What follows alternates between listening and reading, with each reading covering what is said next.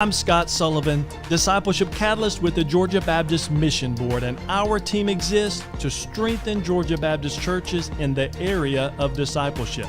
We've developed 3 tools just for you. The Watershed Principle, which identifies the 6 main ministries of the church that must be healthy to produce world-impacting disciple makers. The Spark Conference. Last year's conference saw over 33,000 views from 45 different states and 18 countries. This year's conference will premiere on August the 12th with best-selling author Tony Evans, Ben Mandrell, the president of the Barna Group. We also have learning communities that are set up throughout Georgia, which exist to help you finish the task of leading your family in ministry well. You can see our website to find one near you. Also, every Thursday at 3 p.m., you can catch this broadcast through Facebook, Instagram, or multiple podcast platforms. Now, let's join today's broadcast.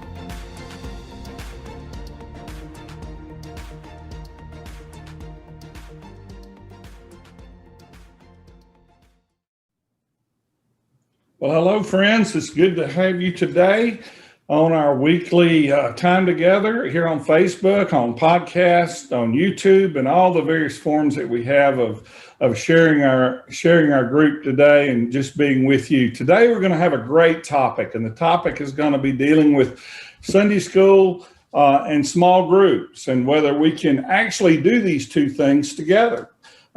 And we're going to work on that. We're going to talk about that. I wanted to just share with you, in my experience with that is one of the top issues that churches have struggled with for some time, a traditional Sunday school trying to move to a small group ministry. And then I've heard of some churches that have small groups that are saying, hey, I'd like to get a couple of groups on campus now. So it's kind of go a little bit both ways, but we're going to talk about that. And I've got some wonderful folks online with me today to talk about that. I have Gary Lewis, pastor at First Baptist in Rincon, Georgia, is with us, coming from the pastor's perspective on that. And their church is doing both of these at their church. And also I have Scott Smith at Lakewood Church in Gainesville, who's discipleship pastor there. And Scott is a staff member coming at it from that perspective. And they've been doing this for some time as well. And I want to thank you both for being with us today. Also, just please remember, if you want to, please make a comment in the comment bar today, because what we're going to do, we're going to give away some swag to the person that talks the most. So if you talk the most on the side over there on the sidebar, then we'll look forward to sending you some things in the mail. And also just please, right now, just share this conversation on with your Facebook group or with your friends so they might join us as well. Let's just kick this off and let's just start with Scott. Scott, tell me about your church and tell me about how this thing of Sunday school and small groups together evolved at Lakewood Church. Yeah, Lakewood, Mike, is it's 65 years old. We're here in North Georgia, right on Lake Lanier, about 60 miles north of Atlanta. I've been here now for 21 years, came here in September of 2000. And at that time, we were a traditional Sunday school model only, had probably a little over 20 groups at that time. This is 21 years ago. I started noticing we were running short really of space, and groups were growing pretty large.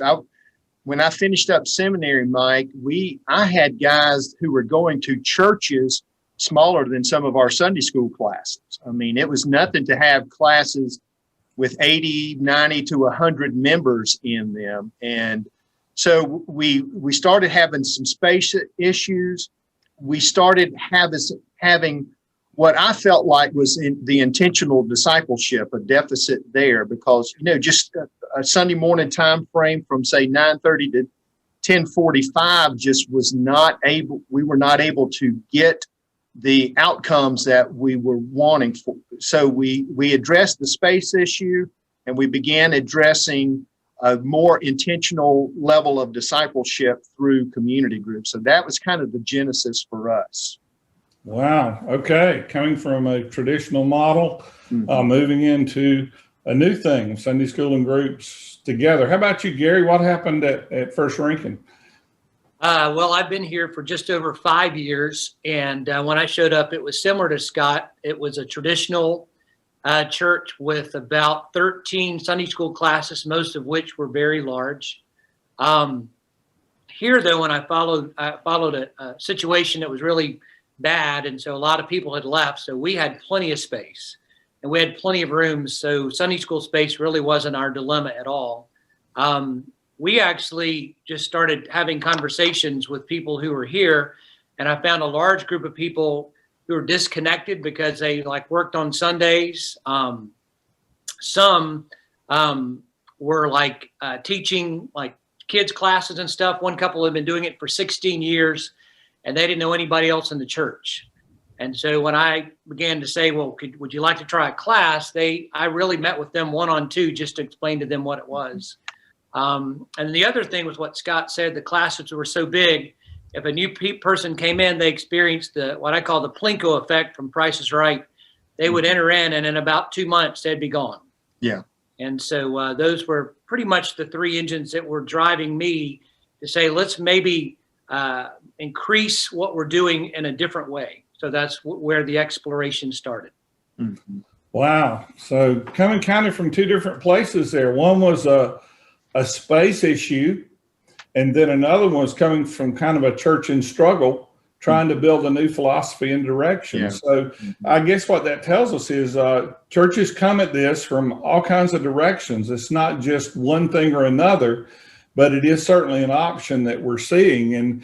And I know that change comes with struggle, and I know that people are struggling right now coming on the backside of COVID and this new opportunity to maybe do some creative things at our churches and open up some new doors. And this certainly might be one of those new doors that a church might be ready to walk through, particularly at this time. And, if you're getting ready to do that in your church and really considering this, maybe that's something you'll want to put in the comment box right there, and we'll be able to chime back in and maybe to help you and to share together as a group right there in the comment area. But, change comes with struggle. And what about, what were the struggles in doing this? Scott, when you first proposed this and this all started out, what was that like?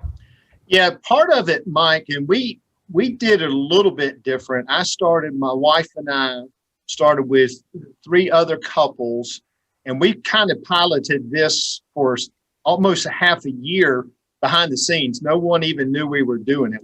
We weren't trying to be rogue or deceptive, but I had watched a lot of people. This was in the early 2000s. Rick Warren, Andy Stanley, Bill Hybels, a lot of the guys were doing small groups, community groups, whatever you want to call them, off-campus groups.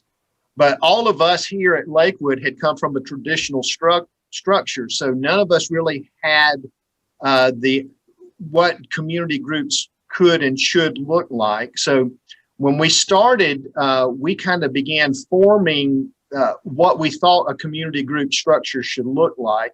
And one of the key questions that after we began bringing it more to the surface, letting people know what was going on was, well, Scott, are you asking us to do both? Are you telling us to be in a Sunday school class on Sunday morning and then a community group on Tuesday night or Thursday night? And I was, no, it's not a both and. It's really our structure, Mike, was really an either or. It's very similar to what Gary was saying is, because we found at Lakewood, we draw people from a traditional background, but we also draw people from a more progressive, if you will, structure with community groups. And so we were not trying to be a Walmart, giving everything, but we knew we needed to have options. And that was part of it for us. And it's been our niche now for over 20 years is having options for people because one thing that we do see is very interesting. Your childcare base on Sunday morning is taken care of with the children's ministry, and often, obviously, with community groups, that becomes an issue. And so having the options of either a Sunday morning format or an in-home community group format has served us well. So just a quick question for you, Scott, right there. What's the percentage of on campus compared to off campus with just adults, would you say? Yeah, with adults, we now are about at a 40-60 split, 40% on campus. Okay. And each year it continues to grow, even though it's interesting, Mike, what I have found, and Gary alluded to this, is that new attracts new. And the more we start groups either on campus or start groups off campus, because we're still trying to do it. But to y'all's point, during COVID, it's harder to start groups on campus just because of the changing in recent weeks for us, fortunately. But I will say our community group structure is growing at a faster pace than our Sunday morning structure is. Yeah. Okay. Gary, what say you about the struggles and the things that you've gone through that you saw coming into this?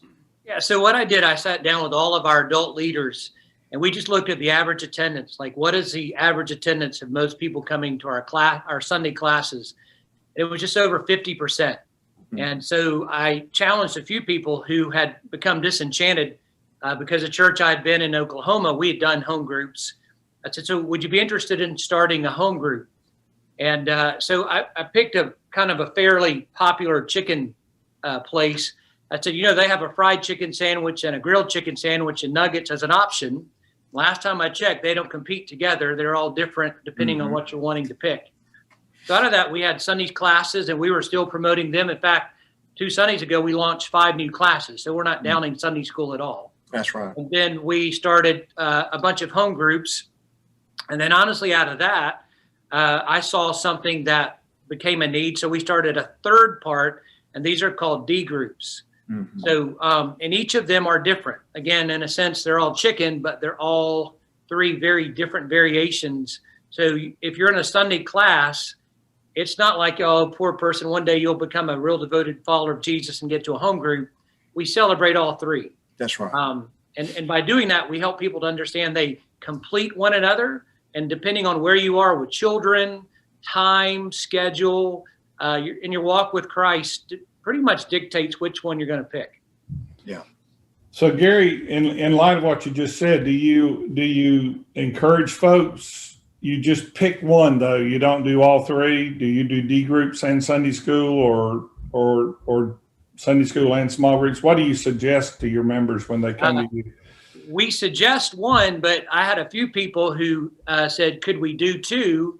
Mm-hmm. And so we talked about it, and they said, well, Gary, when we were kids, if you recall, we had Sunday school and discipleship training. And I said, well, if you're hungry for more of the Bible, I don't think I can debate with that. Yeah. And the main caveat was just making sure it really doesn't interrupt someone serving. That's right. What I'm saying. So as long as they're going and participating and growing and that's not hindering their serving, we're okay with that. That's a great perspective there, Gary, talking about the fact that we would be taking away from the ability for people to serve. Yeah. In that. And I think that's something to remember.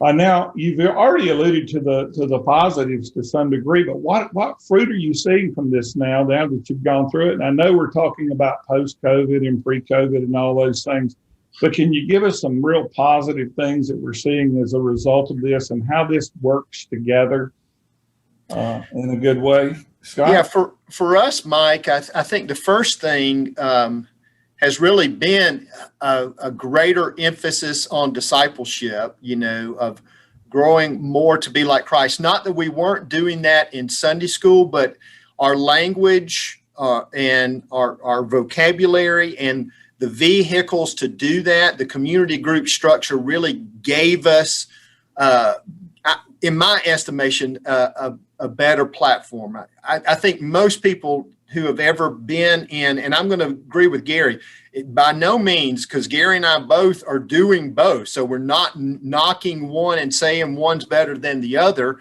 They're different. Having said that, what we did, and I hear this in what Gary, you were saying, we began, one of the struggles that we had to start doing is addressing, okay, yes, Sunday school is going to be different than community groups. Community groups might be a little bit different than D group. And so we said, okay, what we are the essentials? What do we want all of our groups to be doing, whether that's challenging our members to read their Bible daily, to memorize scripture, to pray for one another, to care for one another, to serve, as Gary was saying. And that will become, you will find if you have, because listen, we're on Lake Lanier. And so contextually for us, Mike, we have a lot of folks who are moving from Atlanta and retiring on the lake. They have discretionary time, so they want to be in a Sunday morning group, but they also want to do a community group. But then the ladies want to do a ladies' Bible study, and the men want to do a men's accountability group. So to Gary's point, we have to make sure that they're not overgrouped and that they are still connecting and serving elsewhere. But the fruits that we have seen is the intentional discipleship. It's given more people an opportunity to serve.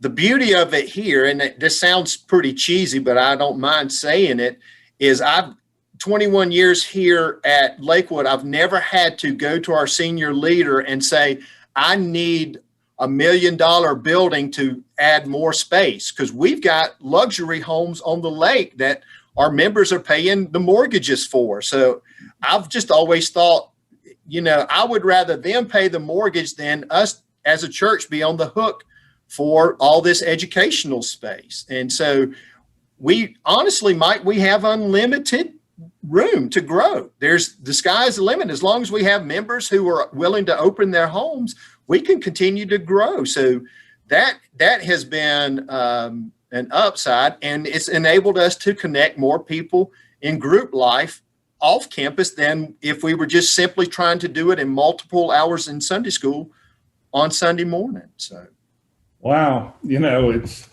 it's really cool. Gary, I loved your thing with the chicken. This is going to really relate to Georgia Baptist here. So you serve both grilled chicken and fried chicken at your church, essentially groups, home groups, and Sunday school. Gary also serves the nuggets, which is really cool. So, but Gary, what are the positives that you see that are coming out of this? Our adult Sunday classes attendance was at 50%. And for our home groups and D groups, the average attendance is between 95 to 100%.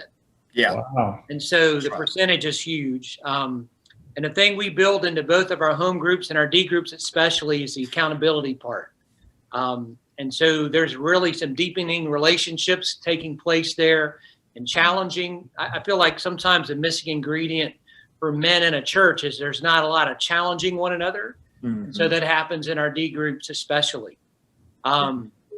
And then we just had, like I told you guys before that we started, our church had a missions golf tournament last Saturday, and a lot of the teams were just D groups. Mm-hmm. And so not only are they discipling one another, they're fellowshipping together, building relationships. When I do like a baptism, the D groups show up, or if there's a need, the D groups take care of it. And then we do track attendance numbers, but we do it through a software called Church Teams. Mm-hmm. So when they send me an email with who was there and who was not, they also can add like prayer request and needs. So it actually allows me to, because it's kind of micro-churched, it allows me to pastor more effectively. So I can call 10 people because I'm aware of all their needs through the group, through the smaller group connections as well. Yeah. Wow, that's really cool. In other words, you're able to really do ministry better from a pastoral perspective, even though your groups are more spread out and time-wise and location-wise and all of that, right. Using the software to capture that and to bring people together better in that way. Now, let's just imagine there's a pastor out there and he's watching this and, okay, coming out of COVID, getting ready to take the big step here. We're going to start some of these groups in homes. I know we got a traditional Sunday school we're trying to bring back, but we also want to do some home groups. Well, tell them what to watch out for and what they can look forward to, Scott. Yeah, I would say, first of all, Mike, you got to know your context, kind of know, because Gainesville is not Rincon, and Rincon is not Chicago or Alpharetta, and so we all, what's our context and what fits our people best. And so I would say that first and foremost, what got us some of our greatest momentum, Mike, in our group structure, especially with our community groups, is when our senior leader, without me even encouraging him, would just reference it in his sermon, almost as a sidebar of this week in my community group. And he would just go on a little illustration about something that they were talking about, which gave credence to, if this is what our senior leader values, then maybe we should value it as well. So not to put pressure on the senior leader that, hey, you've got to be the point man, but it's just to say what you value, your people will value. And so I have learned that. Now, if Gary is a senior leader, I'm kind of in the number two, I'm the middle management here at Lakewood, and in terms of I am the group's person. But if Gary is the senior leader, he has to have somebody, whether that's a staff person or a high impact volunteer, that's going to champion, because somebody has to keep this before the people, because we've all learned that vision leaks, and you just have to constantly recast the vision. Why are we doing what we're doing? Right. How about you, Gary? What are you going to tell that pastor who's looking at this and saying, man, this is going to be different? Well, I would say, add to what Scott said already. He said it so well that, that first part is, so how is God leading? Because, you don't need to imitate anybody, but you can borrow from everybody. But I do think the pastor's heart determines how you take other people's ideas and craft them uniquely at your church. And the other part too is asking, so what's the goal of this? What's the end product? Like at our church, we stress every Sunday, even before I speak, about people getting plugged in. And we say, we just want to help you build connection and relationships with people here.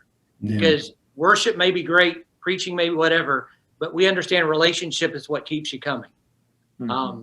And so we build that into all of them. And then I do think, like I said, with Sunday school, home groups and D groups, each of them are a different flavor, and to connect people to understand, or help them to understand that, and connect them with the flavor they're really interested in pursuing. Like our home groups obviously meet in homes, but our D groups meet in restaurants and places all over our area. And kind of like Scott, we're 45 minutes from the ocean, so there's plenty of time for people to do whatever they want to do as well. But when COVID hit, it didn't slow down. We had people meeting outside under trees because there were only 4 of them. It wasn't rocket science. Yeah. So our groups kept meeting, and our it sounds strange, even our giving went up during COVID, and we're now debt free because that connection point was still there. That's right. Wow, it just boils back down to relationships and people having that family atmosphere and leaning on one another and loving on one another and learning and growing together. I know in my D group, we're experiencing that all the time, and learning and growing together, and texting constantly about, here's my need this week, and here's my verse that God spoke to me in, and those kinds of things are really happening, at least with mine. I want to thank you guys for being on today, and we have a great team with our discipleship team here at the Georgia Baptist Mission Board. And we're excited to be able to help you and to serve churches around the state. And if you're interested in this idea of going from a Sunday school model to a Sunday school and a small group model, and how they can work together, and add a D group model as well, we'd love to be able to share and to help with that in any way that you might need us to. You can go to our website and find that information. You'll see that over there in the chat on how you can connect with us.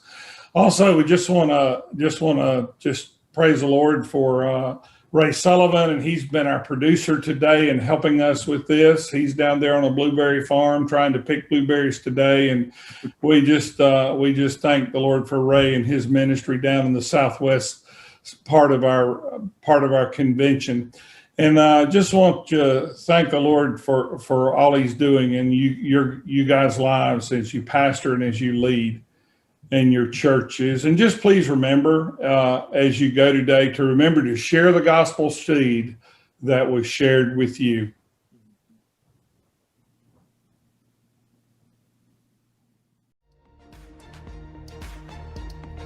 Thank you for listening.